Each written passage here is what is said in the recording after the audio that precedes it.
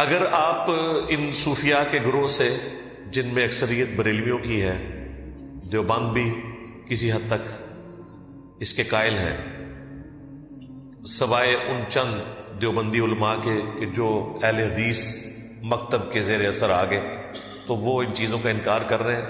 Overall Deobandi مکتب بھی ظاہر ہے وہی صوفیزم کی لیگیسی کو لے کے چاہتے ہیں۔ ان کے نزدیک یہ جو رات ہے شب برات، یہ شعبان المعظم کی 14 اور 15 کی درمیانی رات ہے، یعنی 15ویں رات۔ چونکہ اسلامی کیلنڈر میں رات پہلے آتی ہے، دن بعد میں، تو ان کے نزدیک یہ رات وہ رات ہے جس میں اللہ تعالیٰ نے قرآن حکیم کو لوح محفوظ سے اتارا آسمان دنیا کے اوپر، اور پھر گریجولی 23 سال کے اندر قرآن حکیم آسمان دنیا سے نیچے نازل ہوا۔ اب ان سے پوچھیں یہ کہاں لکھا ہوا ہے، تو ان کے پاس دلیل کوئی نہیں ہے، اور وہ زبردستی اس کانسیپٹ میں وزن بھرنے کے لیے قرآن حکیم میں سورہ الدخان، سورت نمبر 44، پارہ نمبر 25، اس کی ابتدائی جو آیات ہیں ان کا سہارا لیتے ہیں۔ وہ کہتے ہیں قرآن میں اس رات کا ذکر موجود ہے۔ اعوذ باللہ من الشیطان الرجیم، بسم اللہ الرحمن الرحیم، حامیم، حروف مقطعات ہیں، والکتاب المبین، قسم ہے روشن کتاب کی۔ اس سے مراد قرآن حکیم بھی ہو سکتا ہے اور لوح محفوظ بھی۔ انا انزلناہ فی لیلۃ مبارکہ، بے شک ہم نے اس قرآن کو نازل کیا ایک بابرکت رات میں۔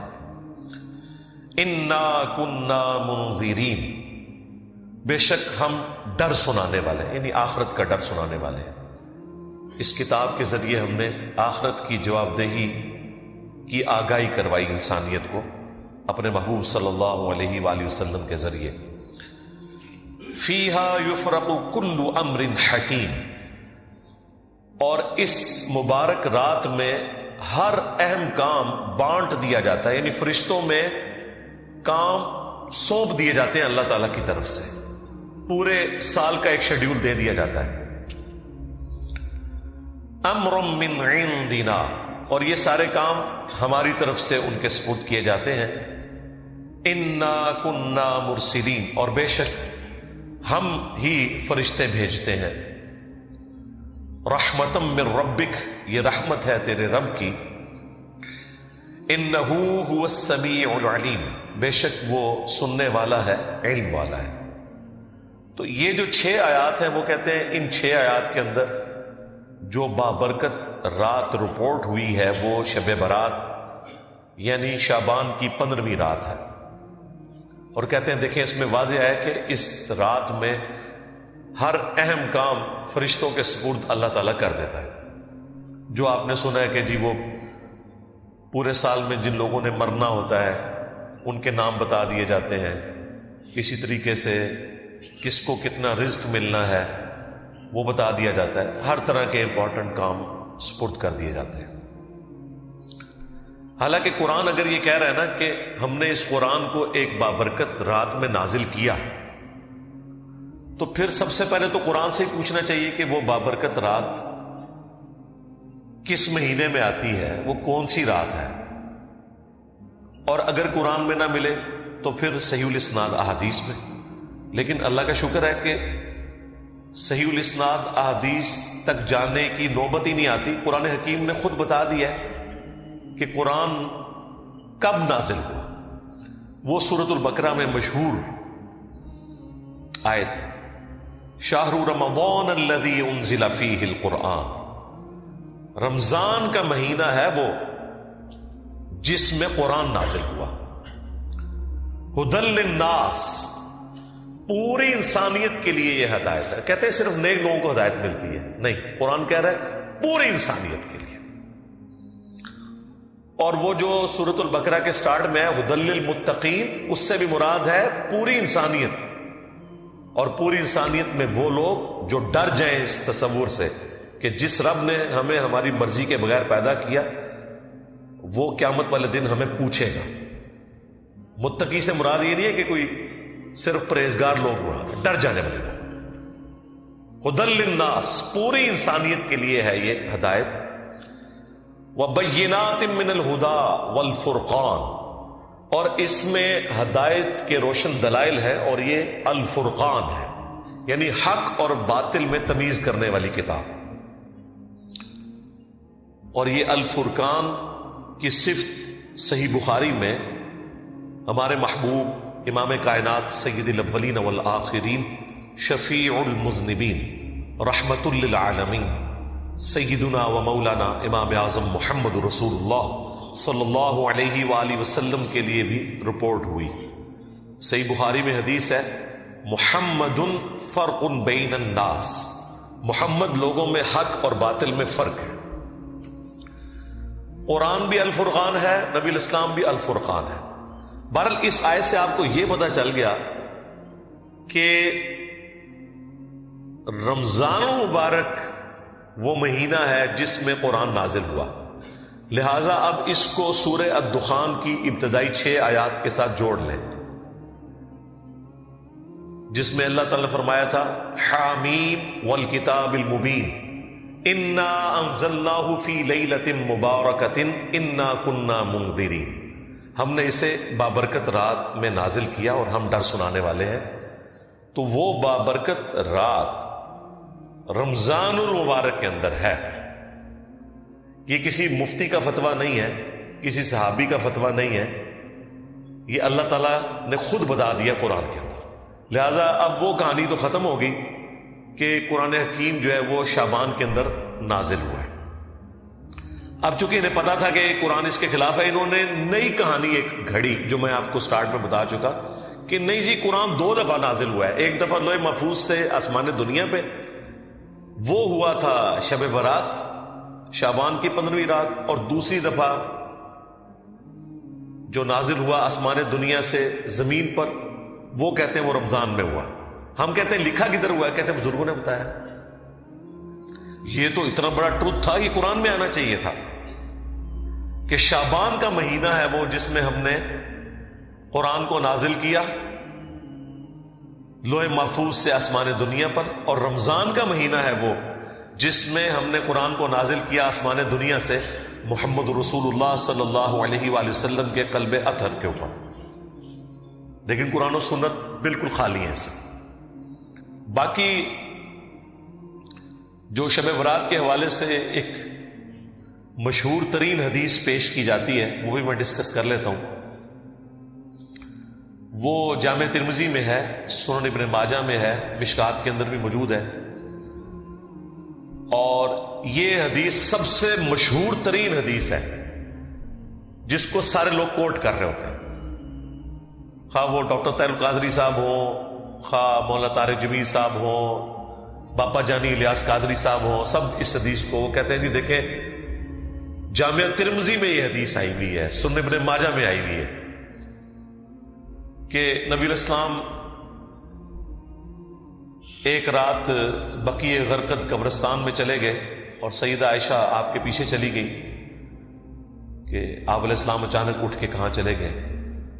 تو نبی الاسلام نے فرمایا کہ عائشہ تم نے گمان کیا کہ اللہ کے رسول تمہارے ساتھ کوئی خیانت کریں گے، یعنی میں کسی اور بیوی کے پاس نہیں گیا، میں تو اس رات بقیع غرقد قبرستان آیا ہوں، اور یہ آج 14 اور 15 کی جو درمیانی رات ہے شعبان المعظم کی، یہ ایسی رات ہے جس میں اللہ تعالیٰ بنی کلب جو ایک قبیلہ تھا عرب کا بہت بڑا، اس کی بکریوں کے بالوں سے بھی زیادہ لوگوں کی مغفرت کرتا ہے.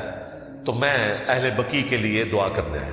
اچھا، یہ حدیث وہ بیان کر کے کہتے ہیں یہ مغفرت کی رات ہے. اس حدیث کے ساتھ خود لکھا ہوا ہے امام ترمذی نے کہ یہ حدیث منقطع ہے، یعنی راویوں کی ملاقات ہی نہیں ہے آپس میں. پھر تدلیس کا بھی ایشو ہے اس میں. اس سے بڑھ کر امام ترمذی نے لکھا کہ میں نے اپنے استاد امام محمد بن اسماعیل بخاری، یعنی صحیح بخاری کے جو آتھر ہیں، ان سے جب میں نے شب برات کی اس حدیث کے بارے میں پوچھا. شب برات تو ہم کہہ رہے ہیں وہ تو 15ویں رات شعبان کی. تو انہوں نے بھی فرمایا کہ میرے نزدیک بھی یہ حدیث ضعیف ہے. اچھا, امام ترمذی نے 7 باقاعدہ کامنٹس کیے ہوئے ہیں اس کے اوپر. اس سے بڑھ کر مشکات والوں نے جب یہ حدیث ترمذی سے لی تو انہوں نے بھی 7 امام بخاری کے کامنٹس نقل کیے جو امام ترمذی نے ان کے حوالے سے بیان کیے. اب مجھے بتایا اس کے بعد کوئی گنجائش رہتی تھی, لیکن دیکھ لیں ڈٹائی ہے. ڈاکٹر طاہر القادری صاحب بھی وہ پڑھ رہے ہیں اور کہہ رہے ہیں ترمذی پڑھ رہا ہوں, ترمذی آگے بھی پڑھو نا سرکار. بس حدیث بیان کر کے نا جو اگلا حصہ تھا نا کہ جو امام ترمذی لکھا کہ یہ روایت درست نہیں ہے, امام بخاری بھی اسے صحیح نہیں سمجھتے, اس میں راویوں کی ملاقات ہی نہیں منقطع ہے, وہ انہوں نے آنکھوں سے پڑھی, زبان سے نہیں پڑھی. بس اس کے بعد کتاب بند کر دی. یعنی وَأَنْتُمْ تَعْلَمُونَ, وہ جانتے تھے کہ اس میں کیا لکھا تھا, بس بیان کر دیا ڈٹائی کے ساتھ. اسی طریقے سے ایک اور حدیث پیش کی جاتی ہے سنن ابن ماجہ سے, وہ بھی مشکات میں بھی موجود ہے, کہ نبی الاسلام نے فرمایا کہ اس مہینے میں نامہ اعمال اللہ کے حضور پیش ہوتے ہیں, رات کا قیام کرو اور دن کا روزہ رکھو. حالانکہ اس میں کذاب راوی ہے, یہ گھڑی ہوئی روایت ہے, ضعیف بھی نہیں, گھڑی ہوئی روایت, ڈٹائی کے ساتھ بیان کرتے ہیں. اور یہ رات جو ہے وہ فجر کا وقت شروع ہونے تک اللہ تعالیٰ کی طرف سے خاص رحمت کی رات ہے, فرشتے نازل ہوتے ہیں, وہی جو لیلۃ القدر کے بارے میں. اور وہ تو میں نے آپ کو بتایا کہ روزانہ کے لیے بھی فضیلت ہے بخاری مسلم میں, کہ آخری تہائی رات جب رہ جاتی ہے تو اللہ تعالیٰ آسمان دنیا پہ نزول فرماتا ہے جیسا کہ اس کی شان کے لائق ہے, اس کی مثال نہیں بیان ہو سکتی. اور کہتا ہے کوئی مجھ سے مانگنے والا میں اسے عطا کروں, ہے کوئی بخشش مانگنے والا کہ میں اسے بخش دوں, حتیٰ کہ فجر کا وقت داخل ہو جائے. یہ روزانہ کے لیے اللہ تعالیٰ کی طرف سے ایک اسپیشل آفر ہے پوری انسانیت کے لیے کہ وہ حق قبول کر لیں. ایک اور روایت ہے سنن ابن ماجہ میں, جسے ضعیف جمع ضعیف کا فارمولہ لگا کے شیخ البانی نے حسن درجے میں ڈکلیئر کر دیا, جس کی وجہ سے آج کل بعض اہل حدیث بھی شب برات کو اتنا ماننا شروع ہو گئے شیخ البانی کی وجہ سے, کہ اس رات اللہ تبارک و تعالی مخلوق کی طرف متوجہ ہوتا ہے اور سوائے 2 طرح کے لوگوں کے سب کی مغفرت فرما دیتا ہے. ایک جو شرک کرنے والا ہے اور دوسرا جو اپنے مسلمان بھائی کے بارے میں دل میں کینہ رکھنے والا ہے. لیکن یہ روایت بھی کمزور ہے اور یہ باقی روایتوں سے بھی زیادہ کمزور روایت ہے. اس میں 2 مجہول راوی ہیں ان نون, اور 2 مدلس راوی ہیں جو عن سے روایت کر رہے ہیں. اور امام مسلم نے صحیح مسلم کے مقدمے میں لکھا ہوا ہے کہ مدلس کی عن والی روایت سما کی تصریح کے بغیر ضعیف تصور کی جائے گی. 4 سکم ہیں اس روایت کے اندر. اس کے باوجود شیخ البانی نے چونکہ اسے حسن لکھ دیا, اور وہ حسن لکھ رہی ہے ضعیف جمع ضعیف, وہ آج بریلوی بھی کوٹ کرتے ہیں, دیوبندی بھی, اور بعض اہل حدیث بھی کوٹ کرتے ہیں. اور جو شیخ البانی کی اس تحکیم کے ساتھ ایگری نہیں کرتے اہل حدیث, ان کی بھی جرت نہیں ہے کہ وہ شیخ البانی کا رد کریں کہ یار انہوں نے اس کے اوپر جو حکم لگایا وہ ٹھیک نہیں لگایا. میں آپ کو مزے کی بات بتاؤں, آلموسٹ کوئی 13-14 سال پہلے کی بات ہے, نئے جب ہم اہل حدیث کی طرف آئے تو اس وقت بڑا جوش بھی تھا.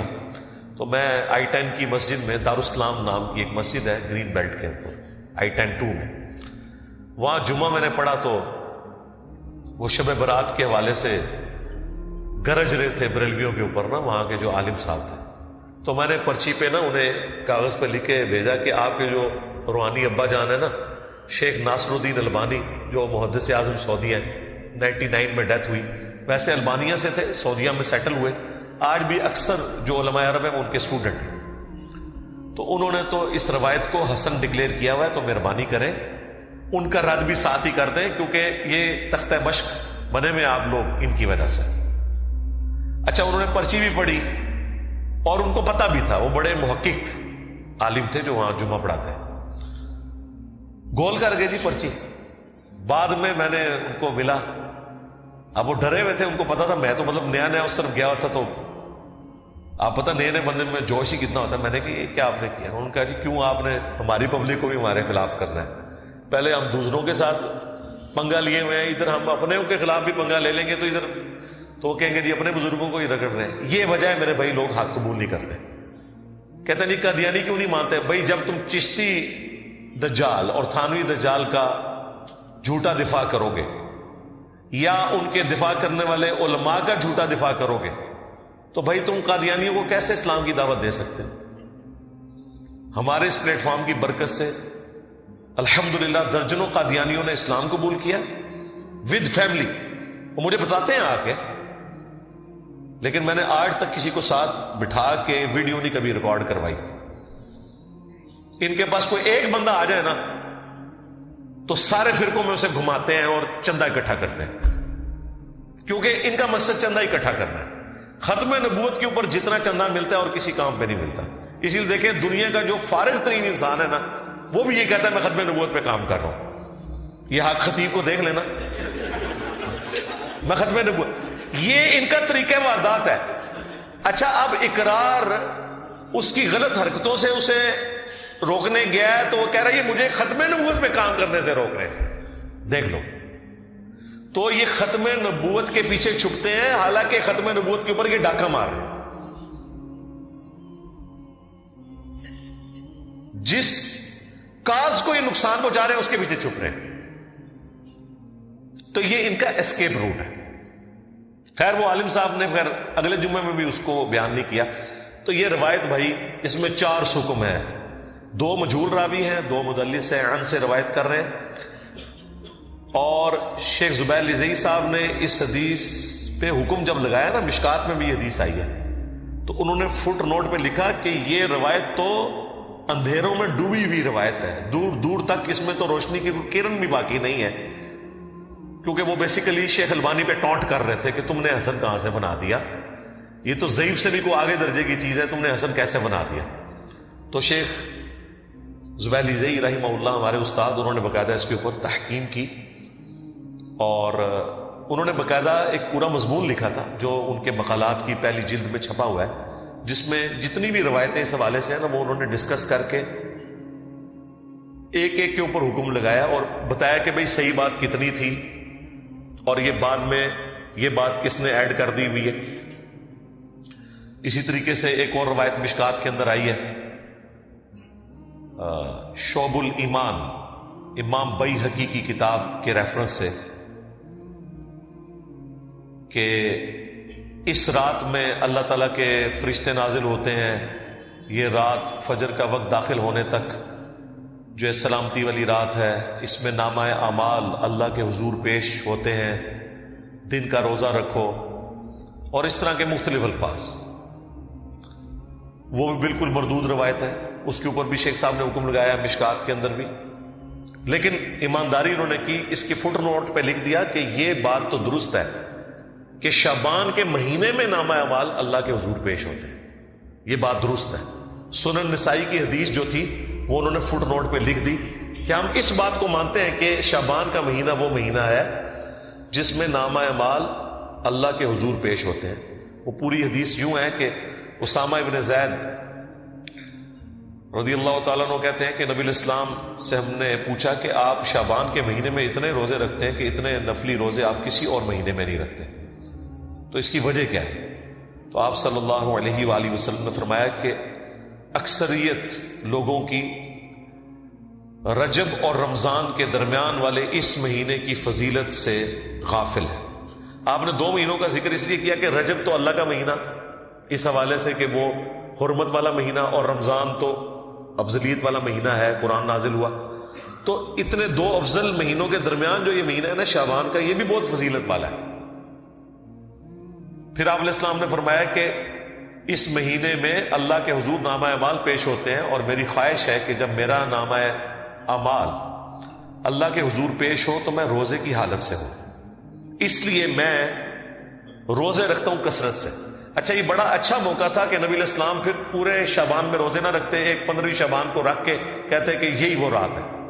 یہ بھی اس بات کا ثبوت ہے کہ وہ اس طرح کی رات والا معاملہ کوئی نہیں. البتہ ایک روایت شعب الایمان امام بیہقی کی کتاب میں ہی ہے صحیح سند کے ساتھ، اور وہ ایک تابعی کا قول ہے، شام کے ایک تابعی تھے مکحول رحمہ اللہ، مشہور تابعی ہیں، لیکن یہ اس حوالے سے بھی مشہور ہے کہ اس قسم کی ساری عجیب و غریب روایتیں بھی انہوں نے بیان کی ہوئی ہیں، مرسل روایت ہے، کسی صحابی کا ذکر نہیں کیا انہوں نے، اور صحیح مسلم کے مقدمے میں موجود ہے کہ تابعی کی مرسل کوئی شے نہیں ہے جب تک وہ صحابی کو مینشن نہ کرے، کیونکہ کنفرم نہیں نا کہ اس نے روایت کہاں سے سنی ہے، اگر صحابی سے سنی ہوتی تو بیان کر دیتے، بل وہ ان کا اپنا قول ہے انہی الفاظ کے ساتھ جو سنن ابن ماجہ میں وہ ضعیف روایت تھی کہ اس رات اللہ تعالیٰ سب کی مغفرت کر دیتا ہے سوائے شرک کرنے والے کے اور کینہ پرور شخص کے.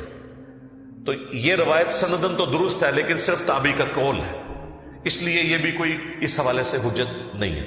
لیکن وہ بات اپنی جگہ درست ہے جو میں نے بتائی کہ سنن نسائی میں واضح حدیث ہے کہ نبی علیہ السلام اس مہینے میں کثرت سے روزے رکھتے تھے، کیونکہ آپ علیہ السلام نے فرمایا کہ نامہ اعمال اللہ کے حضور پیش ہوتے ہیں اس مہینے کے اندر. بلکہ صحیح بخاری اور صحیح مسلم دونوں میں موجود ہے کہ نبی صلی اللہ علیہ وآلہ وسلم رمضان کے بعد سب سے زیادہ روزے جس مہینے میں رکھتے تھے وہ شعبان کا مہینہ ہوتا تھا. تو شعبان کے مہینے کے روزوں کی فضیلت اپنی جگہ ہے، حتیٰ کہ بخاری اور مسلم دونوں میں حدیث ہے، اما عائشہ سلام اللہ علیہا کہتی ہیں کہ میرے جو رمضان میں مخصوص ایام کے روزے چھوٹ جاتے تھے تو میں ان کی قضا اگلے شعبان میں دیتی تھی، کیونکہ شعبان میں نبی علیہ السلام جو ہے وہ کثرت سے روزے رکھتے تھے. بیسیکلی انہوں نے کولڈ ورلڈ میں بات کی، وہ جو حدیث ہے نا بخاری مسلم میں کہ کوئی بھی بیوی اپنے خامند کی مرضی کے بغیر روزہ نہیں رکھ سکتی، یعنی اس میں امپلائیڈ ہے کہ خامند اپنی بیوی کے ساتھ جو ازدواجی تعلق ہے وہ دن کے وقت بھی قائم کر سکتا ہے. تو اما عائشہ جو کہہ رہی ہے نا کہ میں روزے شعبان میں رکھتی تھی رمضان کے قضا کیے ہوئے، کیونکہ نبی علیہ السلام نے روزہ رکھا ہوتا تھا، یعنی اب امپلائیڈ تھا کہ مجھے اب اجازت کی ضرورت نہیں ہے، نبی علیہ السلام خود روزے سے، تو میں اپنے روزوں کی قضا دے لیتی تھی. حتیٰ کہ صحیح مسلم میں یہاں تک الفاظ ہے کہ نبی صلی اللہ علیہ وآلہ وسلم شعبان کا پورا مہینہ روزہ رکھا کرتے تھے، یہ بھی حدیث موجود ہے. یعنی کوئی اکا دکا چھوٹ گیا، ادروائز آپ کی روٹین تھی کہ پورا شعبان آپ روزہ رکھا کرتے تھے، رمضان بھی اور شعبان بھی. پھر صحیح مسلم میں یہ حدیث ہے، نبی صلی اللہ علیہ وآلہ وسلم ہر پیر کو اور ہر جمعرات کو بھی روزہ رکھا کرتے تھے. اور ترمذی میں تو الفاظ ہیں یہ اس لیے میں رکھتا ہوں کہ نامہ اعمال ہر پیر اور جمعرات کو اللہ کے حضور پیش ہوتے ہیں، میری خواہش ہے کہ میں روزے کی حالت سے ہوں. ایک اور حدیث بھی ہے مسلم میں کہ نبی علیہ السلام پیر کا روزہ اس لیے رکھتے تھے، فیہ ولدت وفیہ انزل علیہ، کہ اس دن میں پیدا ہوا، اس دن مجھ پہ پہلی دفعہ وحی نازل ہوئی. وہ بھی ہے ایک پیر اور جمعرات والی بھی ہے کہ نامہ اعمال اللہ تعالیٰ کے حضور پیش ہو. تو اب دیکھ لیں نامہ اعمال شعبان کے مہینے میں بھی پیش ہوتے ہیں، نامہ اعمال پیر اور جمعرات کو بھی پیش ہوتے ہیں، یعنی شعبان کے مہینے میں جو سال پورے کا ریکارڈ اللہ کے پاس جاتا ہے، پورے ہفتے کا ریکارڈ جو ہے وہ پیر اور جمعرات کو. اور روزانہ بھی ہوتا ہے جو بخاری مسلم میں حدیث ہے کہ فرشتے فجر اور عصر کے وقت ڈیوٹیاں اپنی بدلتے ہیں. فجر والے فرشتے جب عصر کے وقت واپس جاتے ہیں، اللہ تعالیٰ سب کچھ جانتا ہے، اس کے باوجود پوچھتا ہے کہ میرے بندوں کو کس حال میں پایا. تو وہ کہتے ہیں کہ گئے تھے تو فجر پڑھ رہے تھے، آئے تھے تو عصر پڑھ رہے تھے. اس طرح عصر والے جب فجر کے وقت واپس جاتے ہیں وہ کہتے ہیں جب ہم گئے تھے عصر پڑھ رہے تھے، وہ جب واپس آئے تو فجر پڑھ رہے تھے. فرشتے بھی انسانوں کی خدمت میں لگائے ہوئے اللہ تعالیٰ نے. اللہ تعالیٰ نے انسانوں کو سب سے زیادہ سیریس لیا ہوا ہے اس کائنات میں، اور انسانوں نے سب سے زیادہ نان سیریس اپنے رب کو لیا ہوا ہے. یہ کتنی خطرناک بات ہے. اللہ کے نزدیک سب سے زیادہ سیریس مخلوق انسان ہے، فرشتے اس کی خدمت میں لگے ہوئے. تو نامہ اعمال پیر اور جمعرات کو بھی ہر ہفتے، پھر سال کے بعد بھی شعبان کے مہینے میں، اور روزانہ بھی فجر اور عصر کے وقت. یعنی یہ میں نے آپ کو وہ ساری روٹین بتا دی جو اللہ تعالیٰ کے حضور پیشی ہوتی ہے. تو نبی علیہ السلام اس لیے روزوں کا اہتمام شعبان میں زیادہ کیا کرتے تھے. یعنی آپ کے 11 روزے تو کنفرم ہوتے تھے ہر مہینے کے. 8 تو آپ کر لیں پیر اور جمعرات. 4 دفعہ سوموار کا دن آتا ہے, 4 دفعہ جمعرات کا دن. 8 روزے یہ, اور 3 ایام 20 کے, 13, 14 اور 15. جب خوب روشن ہوتا ہے نا چاند, ایام 20 اسے کہتے ہیں. 3 یعنی چاند جب گول ہونے کے روزے, یہ نبی اسلام کی روٹین میں تھے. ایون سنن نسائی میں یہاں تک آیا کہ نبی الاسلام سفر میں بھی یہ روزے رکھا کرتے تھے ایام 20 کے. ویسے آپ نے اجازت دی ہوئی ہے, صحیح مسلم میں حدیث ہے کہ جو شخص مہینے میں 3 روزے رکھ لے وہ اسی طریقے سے ہے گویا اس نے ہمیشہ کے روزے رکھے, اور اس میں کوئی قید نہیں کہ آپ نے کب رکھنے, 3 روزے مہینے میں. اور اس کا بھی آسان ورژن میں نے آپ کو بتا دیا ہے کہ شوال کے 6 روزے رکھ لیں, وہ بھی صحیح مسلم میں ہے رمضان کے بعد, تو وہ بھی پوری زندگی کے روزے ہیں. ہر مہینے بھی 3 رکھنے کی ضرورت نہیں, لیکن اگر وہ رکھنا چاہتا ہے بہت اچھی بات ہے. بخاری مسلم میں حدیث ہے, ابو ہریرہ رضی اللہ تعالی عنہ کہتے ہیں کہ نبی الاسلام نے مجھے 3 نصیحتیں کی تھی. نمبر 1, مہینے میں 3 روزے ضرور رکھنا, کوئی سے 3 دن, بہتر ہے اس میں ایام 20, 13, 14, 15. نمبر 2, اشراق کی نماز.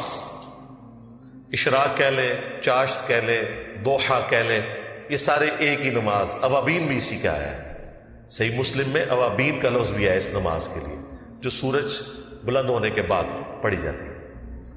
اور تیسرا فرمایا رات کو سونے سے پہلے وتر پڑھ لینا. ویسے افضل تو ہے آخری پہر میں پڑھنا, لیکن جس کے لیے آسانی ہے, جو یہ سمجھتا ہے کہ میرے لیے آخری وقت میں اٹھنا مشکل ہے, تو وہ رات کو وتر پڑھ کے سوئے. تو حضرت ابو ہریرہ کہتے ہیں نبی الاسلام نے مجھے 3 کاموں کی وصیت کی تھی, ان میں بھی 3 روزوں کا ذکر موجود ہے.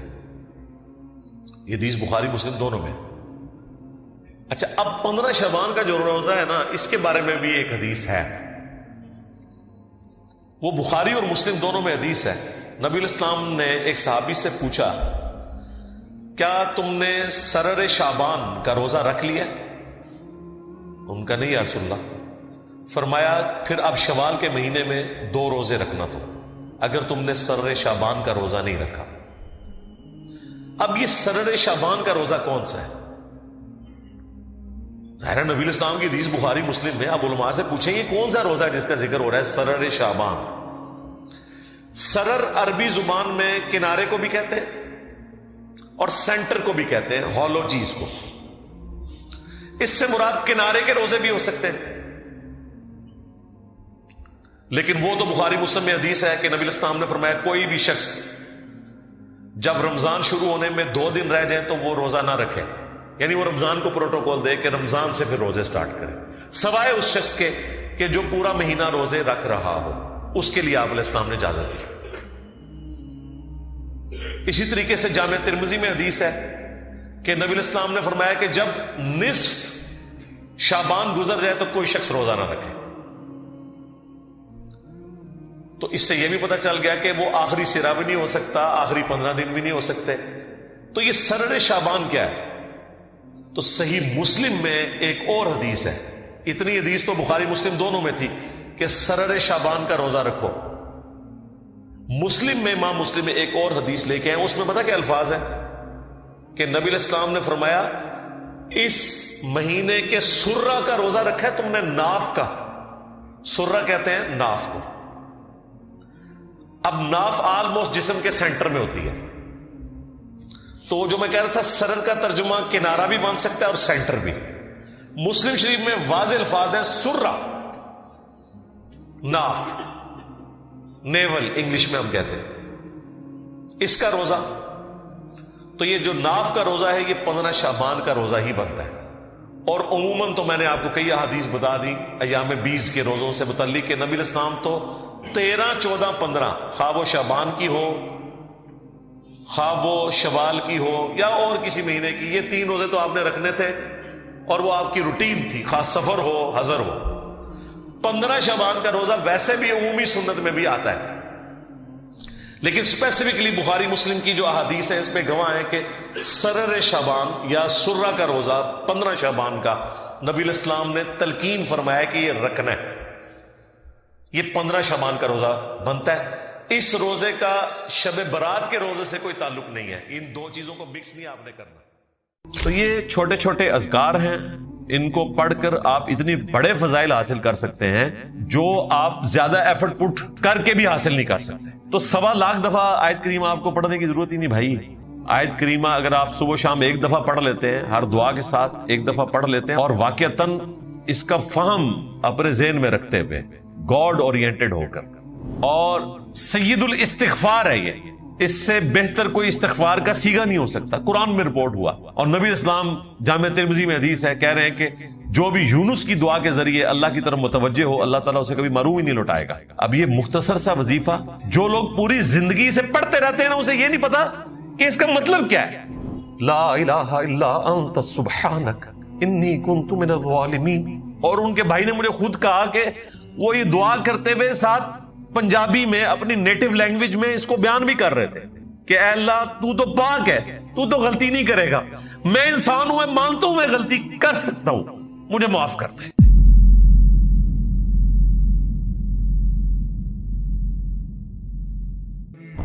وَذَنُّونَ، اور یاد کرو مچھلی والے کو، یعنی کہ یونس علیہ السلام، اِذْ ذَهَبَ مُغَاضِبًا، جب وہ غصے کی حالت میں چل پڑے۔ غصہ کس پہ تھا؟ قوم پہ، حق قبول نہیں کیا، لیکن ایک اجتہادی غلطی ہوئی کہ وحی کا انتظار کیے بغیر ان کو عذاب کی وعید سنا کر وہاں سے چلے گئے۔ اب ایک پیغمبر کے شان نہیں تھا کہ وہ وحی کا انتظار کیے بغیر خود سے اجتہاد کر کے وہاں سے نکل جائے۔ بس یہ جو ان کی اجتہادی غلطی تھی امت کے حق میں یہ کریڈٹ ثابت ہوئی، ان کا ڈیبٹ۔ اور سورہ یونس میں ہم پڑھ چکے ہیں کہ کبھی ایسا نہیں ہوا کہ کسی قوم کے لیے عذاب کے آثار نمایاں ہو جائیں اور ان سے وہ عذاب ٹل جائے، سوائے قوم یونس کے۔ 1 لاکھ سے زیادہ وہ لوگ تھے، قرآن میں آیا۔ اللہ تعالیٰ نے ان سب کو توبہ کی توفیق دی۔ دیکھیں وہ تو سمجھ لیں کہ جہنمیوں سے سیدھے جنتی بن گئے، کیونکہ عذاب کے آثار آنے کے بعد تو ان سے پہلے بھی قومیں اسلام قبول کر چکی تھی۔ فرعون نے اسلام قبول کر لیا تھا، لیکن اس وقت موت کو سامنے دیکھ کر اسلام قبول نہیں ہوتا، اللہ تعالیٰ اسے ایکسیپٹنس نہیں دیتا۔ قوم یونس کو اللہ تعالیٰ نے ایکسیپٹنس دے دی، اور ان سب کے سب لوگوں نے اسلام قبول کیا۔ وہ تو کنکلوڈ کر بیٹھے تھے، دوسری طرف ان کو اجتہادی غلطی کے اوپر اللہ تعالیٰ نے آزمائش میں ڈالا۔ جس کشتی میں وہ سوار تھے اس میں طوفان آ گیا، وہ سب لوگ اپنے اپنے خداؤں کو یاد کرنا شروع ہو گئے۔ بیچ میں عبرانی یہی تھے بنی اسرائیل میں سے، ان کو تو پتا چل گیا کہ یہ تو اب طوفان ٹلنے والا نہیں ہے۔ وہ لوگ قرآن اندازی کیا کرتے تھے، 3 دفعہ قرآن نکالا، تینوں دفعہ ان کے نام نکلا۔ پہلی دفعہ نکلا تو لوگوں نے کہا نہیں، اس طرح کی کوئی غلط چیز ان میں تو ہمیں نظر نہیں آتی ہے۔ 3 دفعہ جب قرآن ان کے نام پہ نکلا تو یونس علیہ السلام نے کہا مجھے ہی تم اب سمندر میں ڈالو گے تو ہی اس کشتی کو نجات ملے گی، کیونکہ ظاہر ہے کہ میں اپنے رب کی وحی کا انتظار کیے بغیر نکلا ہوں۔ ان کے ہاں یہ مشہور تھا کہ جو غلام آقا کی اجازت کے بغیر نکلتا ہے اور وہ کسی کشتی میں سوار ہوتا ہے تو وہ کشتی پھنس جاتی ہے طوفان میں۔ تو بات تو صحیح تھی، حضرت یونس علیہ السلام اپنے رب کی اجازت کے بغیر نکلے تھے، وحی کا انتظار کیے بغیر۔ پھر ایک مچھلی نے انہیں نگل لیا، اور یہ معجزانہ طور پر ہوا، ورنہ ویل مچھلی اگر آپ کو نکل لے تو دوسری طرف سے تو کچھ بھی نہیں سلامت رہے گا، جتنا بڑا اس کا معدہ ہے اور جتنا اس میں تیزاب ہے۔ یہ معجزانہ طور پر ہوا، اللہ تعالیٰ نے ان کو نجات دی۔ وہ تفصیل ہمیں بائبل میں ملتی ہے کہ بائبل سے مراد میں تورات کی بات کر رہا ہوں، یعنی تورات نہیں، یعنی وہ جو کمبائنڈ ہے۔ 3 دن اور 3 رات تک وہ مچھلی کے پیٹ میں رہے، 3 دن اور 3 رات، گپ اندھیرا۔ وہاں انہوں نے ایک دعا کی، اللہ تعالیٰ نے وہ قبول کر لی۔ وہ دعا اسی صورت میں آئے گی، سورہ الصافات میں آگے چل کر آئے گا کہ اگر یونس علیہ السلام اس دعا کے ذریعے ہماری طرف متوجہ نہ ہوتے تو پھر مچھلی کے پیٹ سے اسی دن نکالے جاتے جس دن مردے اپنی قبروں سے نکالے جائیں گے۔ اللہ تعالیٰ نے اس دعا کی برکت سے ان کو نجات دے دی۔ واپس جب وہ قوم میں آئے تو حیران رہ گئے کہ سب لوگ ہی، یعنی سب نے رفع الدین شروع کر دیا ہے، سارے ہی چینج ہو چکے ہیں۔ تو بہت بڑی چیز تھی۔ تو اللہ تعالیٰ فرما رہا ہے کہ سیدنا یونس علیہ السلام غصے کی حالت میں اپنے قوم سے نکلے، فَظَنَّ أَن لَّن نَّقْدِرَ عَلَيْهِ، اور انہوں نے یہ گمان کیا کہ ہم ان پر گرفت نہیں کریں گے. یعنی انہوں نے کہا خیر ہے، اب انہوں نے انکار کیا، اب تو عذاب ہی آنا ہے، تو میں وہی کا انتظار کیے بغیر نکل جاتا ہوں. اگلا فیصلہ تو ہمیں پتہ ہے کیا ہونا ہے، لیکن پروٹوکول کو فالو نہیں کیا. یہ پروٹوکول اللہ کے نزدیک اتنا امپورٹنٹ ہے کہ موسیٰ علیہ السلام نے بھی پروٹوکول کو جب فالو نہیں کیا تھا نا، پہلے ہی چلے گئے تھے، تو پیچھے سے سامری جادوگر نے فتنے میں مبتلا کر دیا تھا. وہاں پر بھی یہ الفاظ ہیں کہ موسیٰ تو نے جلدی کیوں کی آنے میں، جو ٹائم طے ہوا تھا اس سے پہلے کیوں آ گیا. کہا کہ ملاقات کا اشتیاق تھا، تو کہا پھر اب ہم نے تمہاری قوم کو فتنے میں مبتلا کر دیا. یعنی کچھ نہ کچھ رزلٹ اس کا نکلتا ہے پھر، اور اس کی تکلیف موسیٰ علیہ السلام کو بھی ظاہر کاٹنی پڑی. تو یہاں پر بھی گمان انہوں نے یہی کیا کہ کچھ نہیں ہوگا. اللہ تعالیٰ فرماتا ہے پھر فنادا فی الظلمات، وہ پکارے پھر اپنے رب کو اندھیروں میں، اللہ الہ الا انت سبحانک، کہ نہیں ہے کوئی معبود سوائے تیرے اور تو تو پاک ہے، یعنی تو غلطی نہیں کرے گا، انسان تو غلطی کرتا ہے. انی کنت من الظالمین، بے شک میں ہی ظلم کرنے والا ہوں، مجھ سے ہی غلطی ہوئی ہے، میں ہی قصوروار ہوں. ظاہر ہے انبیاء کے حق میں ہم گناہ کا تصور تو نہیں کر سکتے. یہ ایک اجتہادی غلطی تھی جو انہوں نے اجتہاد کر لیا کہ اب چونکہ آخری وارننگ دی ہے، اس کے بعد عذاب آنا ہے، تو میں یہاں سے نکل جاؤں. لیکن انبیاء کرام کے شان نہیں ہوتا کہ وہ پروٹوکول کو چھوڑ دیں اور خود سے اس حوالے سے اجتہاد کر لیں. یہ دعا انہوں نے مانگی 3 دن اور 3 راتوں تک. فَاسْتَجَبْنَا لَهُ، تو ہم نے ان کی اس پکار کو سن لیا. وَنَجَّيْنَاهُ مِنَ الْغَمِّ، اور ہم نے نجات دی ان کو اس غم سے. غم کیا مطلب، سمجھ لیں کہ موت کے منہ سے ہی واپس آئے. وَكَذَلِكَ نُنْجِي الْمُؤْمِنِينَ، اور بالکل اس طریقے سے ہم نجات دیا کرتے ہیں اہل ایمان کو. اس میں ہلکا سا اشارہ تھا کہ یونس علیہ السلام نے جتنی کمٹمنٹ کے ساتھ اللہ کے حضور دعا کی اور ان کی دعا کی برکت سے اللہ تبارک و تعالیٰ نے انہیں نجات دی، اگر اسی کمٹمنٹ کے ساتھ کوئی بھی اہل ایمان میں سے اللہ کی طرف رجوع لائے تو ہم اسے بھی نجات دیں گے. وَكَذَلِكَ نُنْجِي الْمُؤْمِنِينَ، یعنی یہ دعا خاص یونس علیہ السلام تک نہیں ہے، اس کی برکات ہمیشہ رہیں گی. اسی لیے جامعہ ترمذی میں حدیث ہے، نبی صلی اللہ علیہ وآلہ وسلم نے فرمایا کہ جو شخص بھی یونس علیہ السلام کی دعا کے ذریعے اللہ کی طرف متوجہ ہوتا ہے، اللہ تعالیٰ اسے کبھی بھی محروم نہیں لوٹاتا. یہ اسماء اعظم میں سے ہے. آپ دیکھیں میں درس کے سٹارٹ میں بھی یہ دعا پڑھتا ہوں، جب ممبر پر آتا ہوں اس وقت بھی یہ دعا پڑھتا ہوں. یہ اسماء اعظم میں سے ہیں یہ 3 وظائف، لا الہ الا انت سبحانک انی کنت من الظالمین. دوسرا حسبنا اللہ ونعم الوکیل. قرآن پاک میں نبی علیہ السلام کی دعا یہ رپورٹ ہوئی، اور صحیح بخاری میں حضرت ابراہیم علیہ السلام کی دعا یہ رپورٹ ہوئی جب ان کو آگ میں پھینکنے لگے تھے، حسبنا اللہ ونعم الوکیل. اور تیسری یا حی یا قیوم برحمتک استغیث، یہ اسپیسیفکلی ہمارے نبی علیہ السلام کی دعا ہے جو آپ نے غزوہ بدر کے موقع پر بھی مانگی، باقی مواقع پر بھی، اور اللہ تعالیٰ نے آپ کی غیبی مدد فرمائی. یہ اسماء اعظم میں سے. اور یہاں پر اللہ تعالیٰ فرما رہا ہے کہ ہم اہل ایمان کو بھی نجات دیں گے جو یونس علیہ السلام کی دعا کے ذریعے ہماری طرف متوجہ ہوگا. جامعہ ترمذی میں حدیث ہے، جو شخص بھی اللہ کی حمد اور درود شریف پڑھ کر اللہ کی طرف متوجہ ہوتا ہے، اللہ تعالیٰ اسے محروم نہیں لوٹاتا. تو اللہ کی حمد میں یہ اسماء اعظم شامل ہیں. سورۃ الفاتحہ یہ بھی اسماء اعظم میں سے ہے، یہ بھی اللہ کی حمد ہے. وہ پڑھیں، اس کے بعد درود شریف پڑھیں اور اللہ کی طرف متوجہ ہوں. اللہ تعالیٰ دعا قبول فرمانے والا ہے. لیکن دعا کی قبولیت ویسے نہیں ہوگی جیسا کہ آپ چاہ رہے ہیں. پہلا تھم رول آپ یاد رکھیں کہ دعا کبھی ریجیکٹ ہوتی نہیں ہے. جامعہ ترمذی میں مسند احمد میں موجود ہے، نبی علیہ السلام نے فرمایا کہ دعا کبھی بھی ریجیکٹ نہیں ہوتی. جب بھی تم اپنے رب سے دعا کرتے ہو تو جو تم نے مانگا یا تو وہی تمہیں مل جائے گا، یا اس دعا کی وجہ سے اللہ تعالیٰ کوئی تمہاری مصیبت دور کر دے گا، اس کا بہتر نعم البدل تمہیں دے دے گا، یا پھر وہ قیامت کے دن کے لیے سٹور کر دی جائے گی. جب یہ بات صحابہ کرام نے سنی تو ان کا رسپانس دیکھیں کیا تھا. ہم عام لوگوں کو جب یہ بتاتے ہیں نا کہ یا تو آپ کو وہ ملے گا جو آپ نے مانگا، یا پھر اس کے بدلے کوئی اور چیز ملے گی، یا نیکیوں کی شکل میں یہ سٹور ہو جائے گی، تو لوگ کہتے ہیں پھر فائدہ کیا دعا مانگنے کا جدوں وہ شاید لبھی ہی نہیں جانو جو ہم مانگ رہے ہیں. صحابہ کرام کا دماغ اس طرف نہیں گیا. انہوں نے کہا یا رسول اللہ اگر دعا ہر حال میں قبول ہوتی ہے، حتیٰ کہ جو ہماری مرضی کے مطابق نہ ہو تب بھی وہ دعا سٹور ہو جاتی ہے آخرت کے دن کے لیے، تو پھر ہم تو بہت زیادہ دعائیں مانگیں گے، کیونکہ یہ بہت بڑا ایسٹ ہے کہ یہ دعا ایسی چیز ہے، باقی اعمال میں تو ہو سکتا ہے ریجیکٹ ہو جائے، دعا جو ہے وہ ہر حال میں قبول ہوگی۔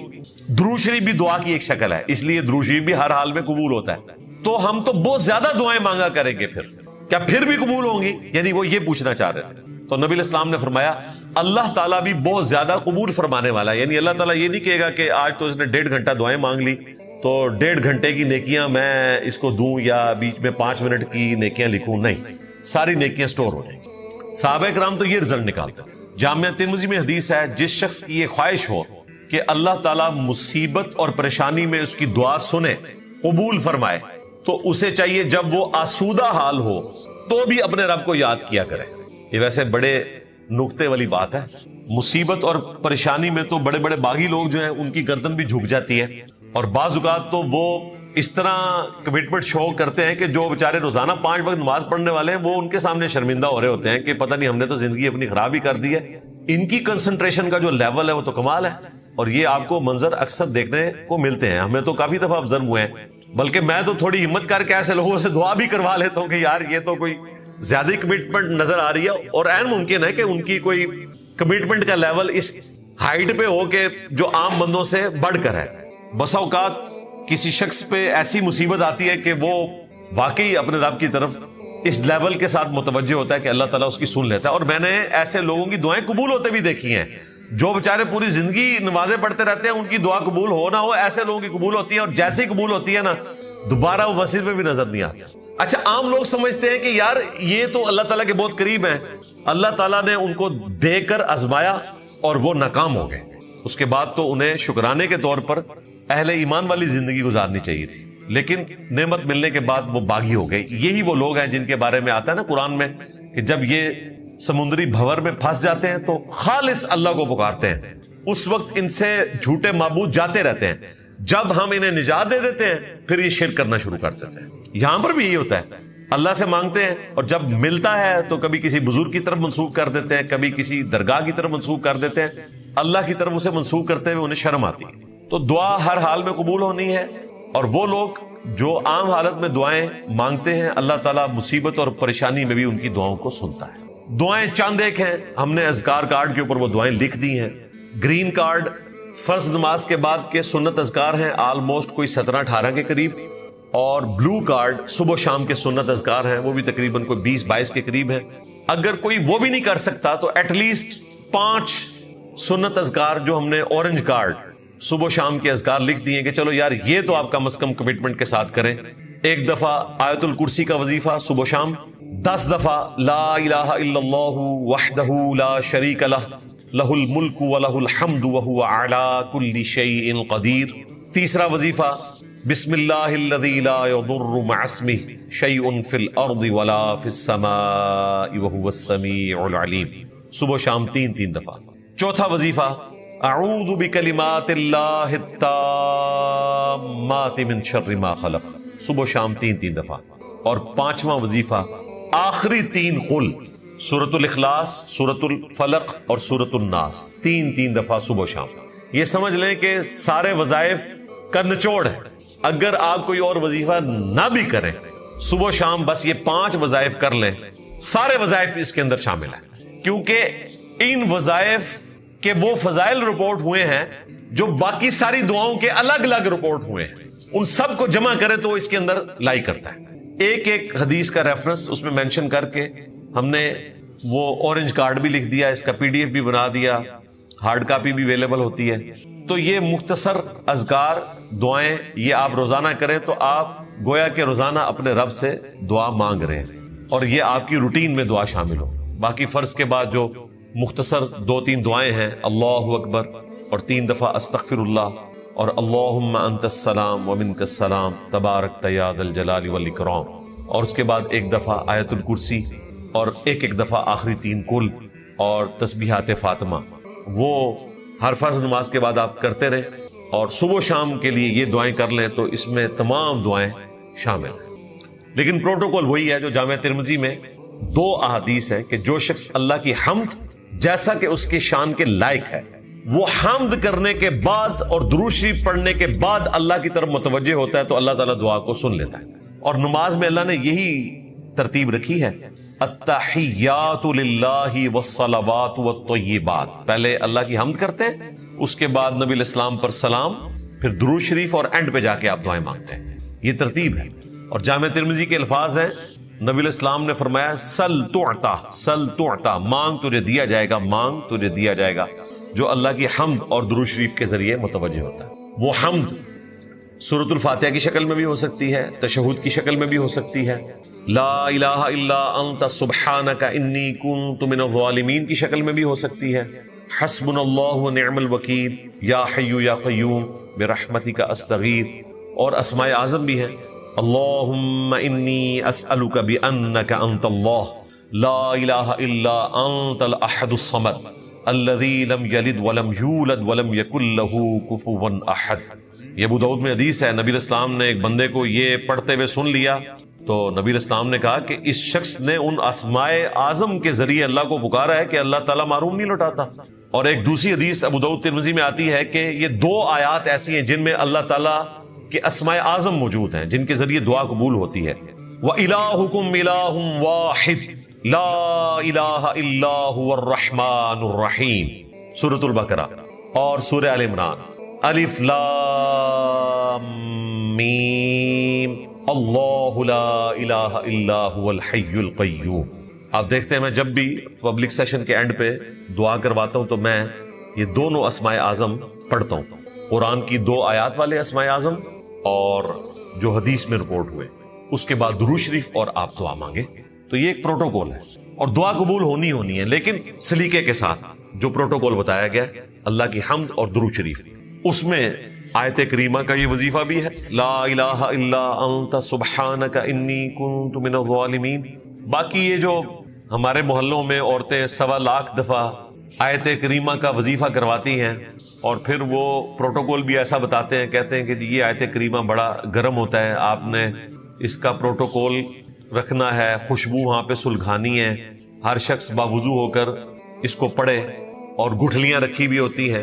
اس طرح کا جو اجتماعی ذکر کرنا ہے نا، یہ بدعت کے اوپر مبنی ہے. آپ نے ویسے پڑھنا ہے تو بے شک 1.25 لاکھ دفعہ کیا آپ 10 لاکھ دفعہ پڑھیں. اس طرح کا کوئی وظیفہ اس حوالے سے رپورٹ نہیں ہوا. جب ہم اسماء اعظم بتاتے ہیں نا کہ آپ یہ پڑھیں تو لوگ پوچھتے ہیں کتنی دفعہ؟ بھائی 1 دفعہ پڑھ لینا بھی کافی ہے، اس کے بعد درود شریف پڑھیں اور دعا مانگیں اللہ سے، دیٹس آل. یا زیادہ سے زیادہ نبی علیہ السلام نے کوئی وظیفہ رپورٹ کیا ہے احادیث میں جو آپ علیہ السلام سے نقل ہوا، وہ 100 دفعہ ہے. عموماً جو وظائف ہیں وہ 1 دفعہ ہیں، 3 دفعہ ہیں، 7 دفعہ ہیں، 10 دفعہ ہے، 25 دفعہ ہے، 33 دفعہ ہے، اور حد 100 دفعہ. بس اس سے اوپر کچھ نہیں ملتا. باقی وہ جنرل ذکر ہے کہ آپ جتنا بھی ذکر کریں، 100 سے زیادہ دفعہ بھی کریں، لیکن اس پہ بھی قدغن ہے. بخاری مسلم میں حدیث ہے، نبی علیہ السلام نے فرمایا کہ اللہ تعالیٰ کو وہ عمل جو بہت زیادہ کثرت سے کیا جائے اس کی نسبت وہ عمل زیادہ پسند ہے جو مختصر ہو لیکن استقامت کے ساتھ. یہ نہیں ہے کہ ایک دن آپ نے 1000 دفعہ درود شریف پڑھا ہے، اگلے دن آپ 50 دفعہ پڑھیں. اس کی بجائے آپ روزانہ 10 دفعہ پڑھ لیں. وہ تو حدیث میں نے کوٹ کی تھی مجموع الزوائد سے، طبرانی کے ریفرنس سے، کہ صبح و شام جو شخص 10 مرتبہ درود شریف پڑھ لے تو قیامت والے دن نبی علیہ السلام کی شفاعت اس کے حق میں حلال ہو جائے گی. اور وہ مختصر درود شریف جو سنن نسائی میں رپورٹ ہوا، اللہم صلی علی محمد وعلی آل محمد، یہ آپ علیہ السلام نے تعلیم فرمایا. زید بن خارجہ کو نبی علیہ السلام نے نصیحت کی تھی کہ مجھ پر درود لازم کر لو اور اپنی دعاؤں میں کہا کرو اللہم صلی علی محمد وعلی آل محمد. سنن نسائی میں 1293 نمبر حدیث ہے انٹرنیشنل نمبر کے مطابق. تو آپ یہ درود شریف پڑھ کے فضیلت کما سکتے ہیں. صبح و شام 10 دفعہ پڑھ، زیادہ جتنا مرضی پڑھیں، وہ آپ جتنا گڑ ڈالیں گے اتنا میٹھا، لیکن استقامت کے ساتھ. جو آج کل کی ہماری روٹین ہے، مصروفیات ہیں، اس میں ظاہر ہے کہ اتنے زیادہ وظائف ہر شخص نہیں کر سکتا. اچھا، اللہ تعالیٰ نے ہر بندے کو ڈیفرنٹ سرکمسٹانسز دیے ہیں اور ان کے لیے وظائف الگ سے موجود ہیں.